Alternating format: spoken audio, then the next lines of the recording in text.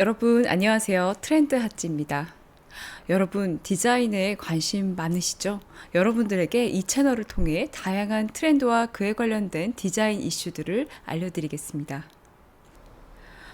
최근 트렌드에 대한 중요성이 부각되면서 트렌드에 대한 관심도 부쩍 늘어났는데요. 트렌드를 이해하고 예측하는 것이 비즈니스 전략을 세우거나 소비자 행동을 이해하는 데에도 중요한 역할을 하게 됨을 인식하게 되면서 트렌드에 대해 공부하려는 욕구가 늘어나고 있습니다.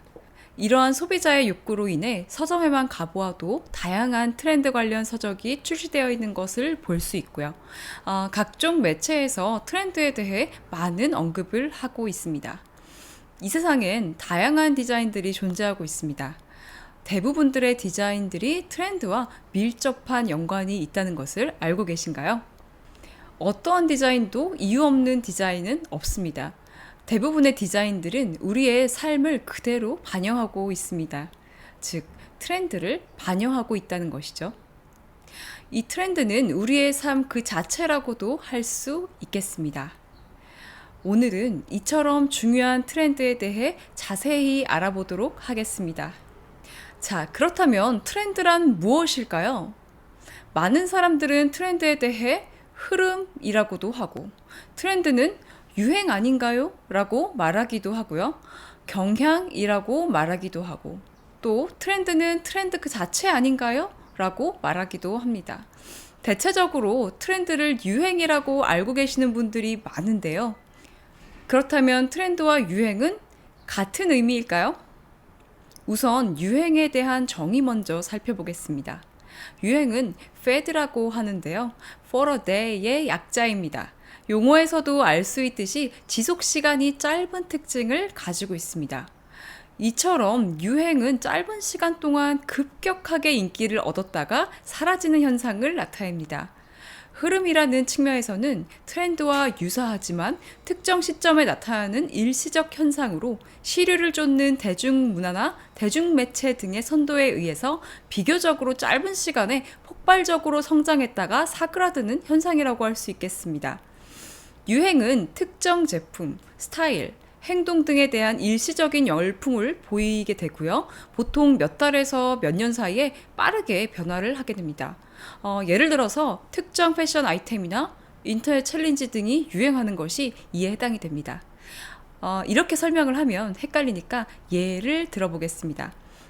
여러분, 2000년대 초반에 인기를 끌었던 드라마인 미안하다 사랑하다를 아시나요? 이 드라마를 떠올리면 우리가 바로 떠오르는 아이템들이 있습니다. 바로 송은채 역을 담당하던 배우인 임수정 배우님의 무지개 니트와 어구부츠, 그리고 헤어스타일입니다. 너무 옛날 얘기를 하고 있나요? 드라마가 방영될 당시에 엄청난 인기로 많은 사람들이 이 패션과 헤어스타일을 따라 했었는데요. 그 덕에 그 당시 사람이 많은 번화가에는 수많은 송은채를 만날 수가 있었습니다. 하지만 그 드라마가 종영이 되고 얼마 지나지 않아서 더 이상 무지개 니트와 어그부츠 패션을 찾아볼 수가 없었고, 시간이 흐른 지금 추억으로 남아있을 뿐 어느 누구도 그 패션을 따라하지 않습니다. 또 별에서 온 그대라는 드라마 다들 아시죠? 저도 이 드라마 굉장히 열심히 봤는데요. 2013년경에 많은 시청자들의 마음을 설레게 했던 드라마입니다. 저 또한 정말 굉장히 열심히 봤던 기억이 납니다. 이 드라마에서도 천송이 역을 맡은 배우 전지현님의 패션 아이템들이 큰 인기를 끌었습니다. 전지현님이 바르고 나왔던 입생로랑의 틴트는 품절 현상을 빚었고요. 특히 전지현님이 입고 나온 풍성한 털이 달린 야상은 고가임에도 불구하고 품귀 현상을 일으키면서 유사 제품들을 끊임없이 배출해냈습니다. 그 덕에 드라마가 방영 중인 그해 겨울 번화가에 나가면 카키색의 야상을 입은 수많은 사람들을 볼 수 있었고요. 백화점에는 호수를 딱히 말하지 않아도 천송이 틴트 주세요 라고 말하면 점원이 바로 알아듣고 상품을 내어주곤 했습니다. 하지만 드라마가 종영이 된 이후에 사람들은 더 이상 해당 패션을 찾지도 않고, 심지어는 백화점 매장에서 천송이 틴트 주세요 라는 말도 이상한 말이 되어버렸습니다. 비슷한 사례로 도깨비라는 드라마에서 공유님이 입고 나온 롱코트와 칼만큼이나 유명했던 아이템인 모카 꽃다발을 예로 들 수 있습니다. 드라마로 인해 그 당시 졸업 선물로 일반 꽃다발 대신에 모카 꽃다발을 받고 싶어 하는 사람들이 굉장히 많았고요. 이로 인해 모카 꽃다발의 가격이 2배 이상 올라서 품귀 현상을 빚었습니다. 하지만 시간이 흐른 지금 여전히 모카 꽃다발을 받고 싶어 하는 사람은 없을 겁니다. 비슷한 사례로 오징어 게임의 달고나도 드라마가 방영될 당시에 3배가 넘는 가격에 판매되곤 했지만 드라마가 종영이 된 지금 사람들의 흥미가 많이 떨어진 것 같죠. 이처럼 유행은 예상치 못한 곳에서 갑작스럽게 발생하고 해당 이슈가 끝남과 동시에 빠르게 사그라드는 현상이라고 할 수 있겠습니다. 이제 쉽게 이해하실 수 있으시겠죠? 그렇다면 트렌드는 무엇일까요? 보통 트렌드는 경향이라고 합니다. 일정한 방향성을 가지고 지속되는 소비자의 생각이나 가치관 혹은 취향의 변화로 트렌드는 보다 광범위하고 장기적인 변화를 나타냅니다. 트렌드는 보통 몇 년 동안 지속되면서 사회, 경제, 문화, 기술 등의 다양한 분야에서 발생을 하고 확장될 수 있습니다. 이처럼 진로가 예상되는 바람으로 하나의 패턴을 이루기도 합니다. 대표적으로 웰빙 트렌드를 예로 들 수 있습니다. 웰빙 트렌드는 굉장히 거대한 트렌드로 메가 트렌드이기도 한데요.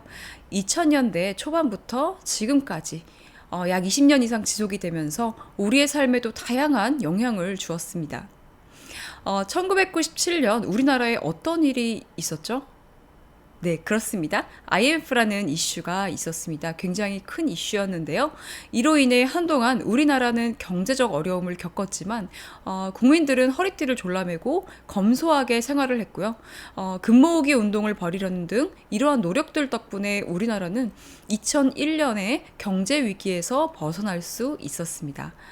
나라의 경제도 되살아나기 시작했고요. 이 당시에 개성이 강하고 자유분방하던 X세대들은 IMF로 인해 20대 시절을 많은 욕구를 억누르며 살아왔습니다. 이러한 X세대들을 중심으로 경제가 회복이 되고 그간 고생했던 나를 위한 소비를 하기 위해서 지갑을 여는 움직임이 나타났는데요. 바로 그 당시 해외여행이나 유학을 다녀온 사람들을 중심으로 그들의 문화를 모방하고자 하는 움직임이 있었습니다.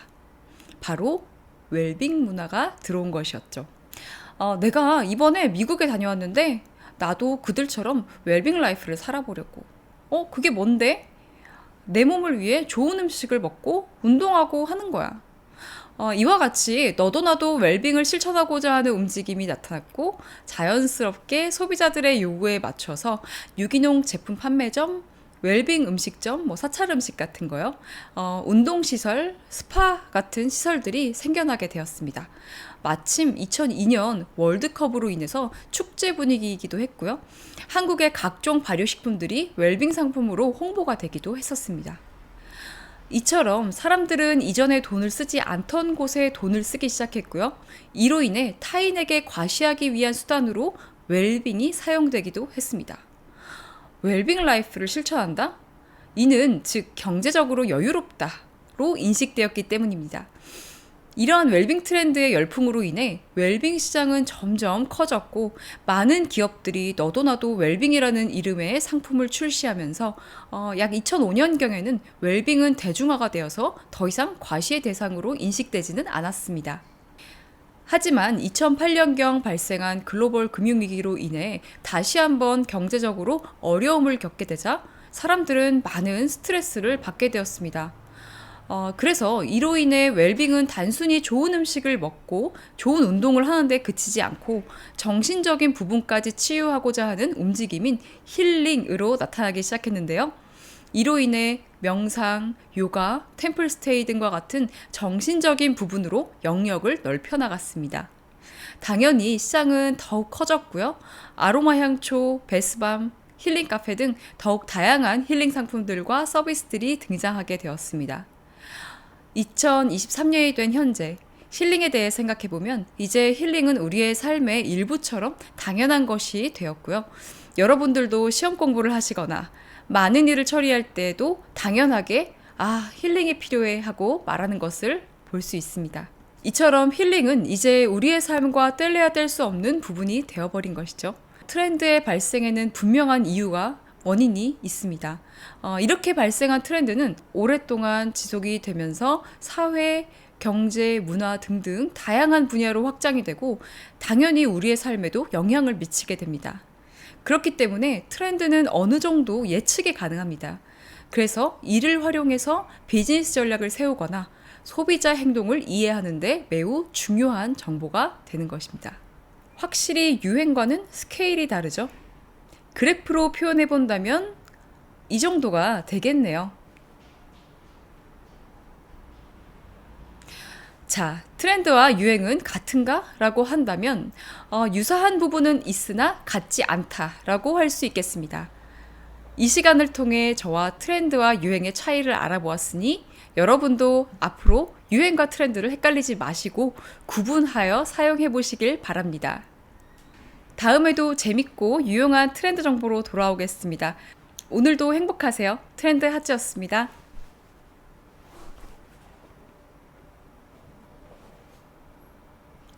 구독과 좋아요는 저에게 많은 힘이 됩니다.